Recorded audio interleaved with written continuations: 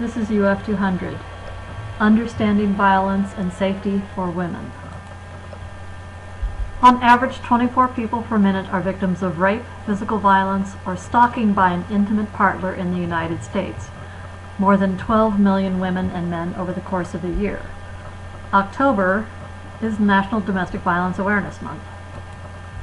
Intimate partner violence. Intimate partner violence occurs between two people in a close relationship. The term intimate partner includes current and former spouses and dating partners. Intimate partner violence exists along a continuum from a single episode of violence to ongoing battery. Risk factors for hurting a partner. Seeing or being a victim of violence as a child, using drugs or alcohol, especially drinking heavily, not having a job or other life events that cause stress. This is the website of the Idaho Coalition Against Sexual and Domestic Violence. This is one of the local organizations in Idaho that works to prevent violence and sexual violence. The Women's and Children's Alliance is a local organization in Boise, which has several shelters and classes and groups for people to attend regarding domestic violence. Idaho law. Title 18, Crimes and Punishments, Chapter 9, Assault and Battery. 18918 is for domestic violence. It talks about household member, traumatic injury, and other details about this law. The Idaho Council on Domestic Violence and Victim Assistance is a great place to search for programs and for resources for women who have been treated violently in an intimate partner relationship. This is a map showing the prevalence of intimate partner violence by the World Health Organization region. In the Americas, 29.8% of the people have had intimate partner violence committed against them. And you can see where else it exists. 25% in Europe, 37% in Eastern Mediterranean, 36% in the African region, 37.7% in Southeast Asia, and 24.6% in the Western Pacific region. 603 million women live where domestic violence is not considered a crime. Fact from the United Nations, girls and women around the world.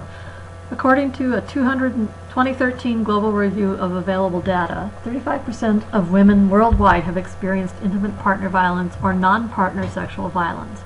However, some national violence studies show that up to 70% of women have experienced violence in their lifetime from an intimate partner.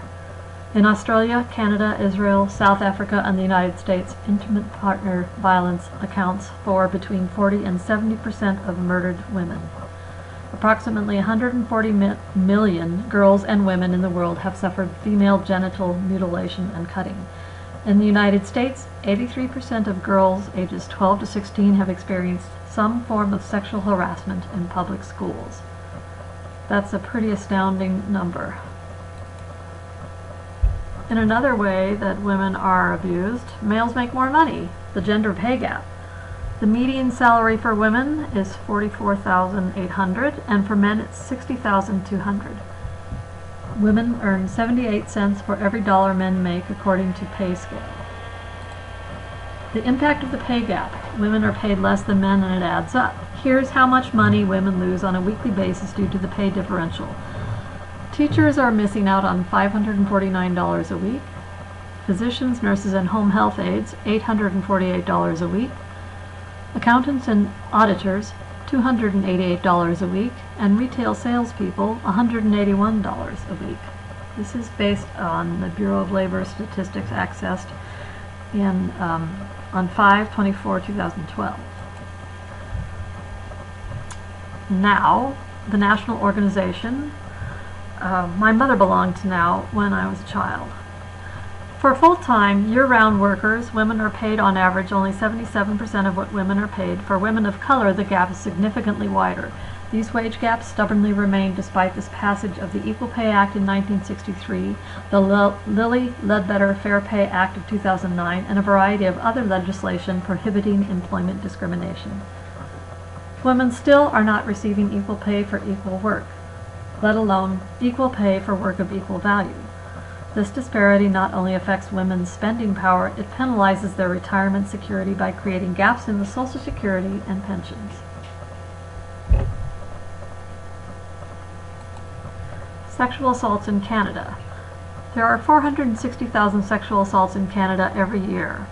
33 are reported to the police, 19 are recorded as a crime, 12 have charges laid, 6 are prosecuted, 3 lead to conviction, and of those 1,997 assailants walk free.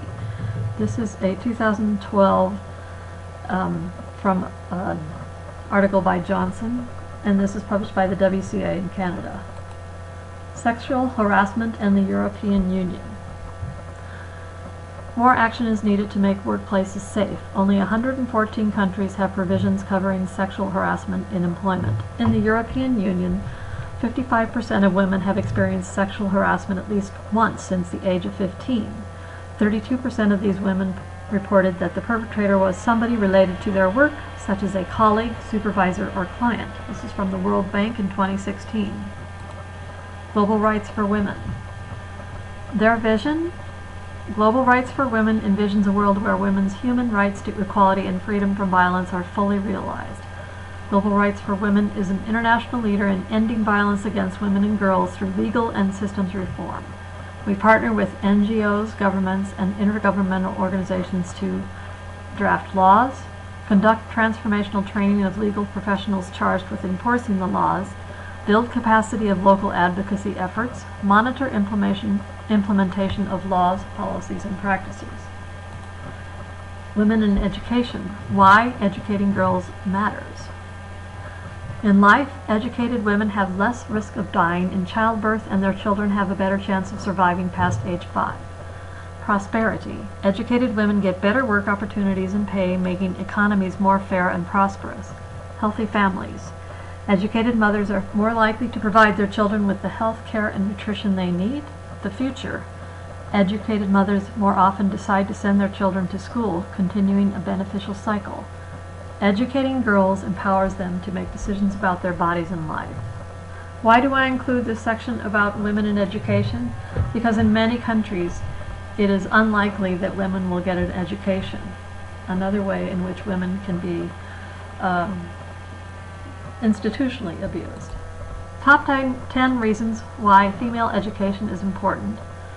Increased literacy to avoid human trafficking, political representation, thriving babies, safe sex, later marriage, smaller families, income potential, a thriving gross national product, and poverty reduction.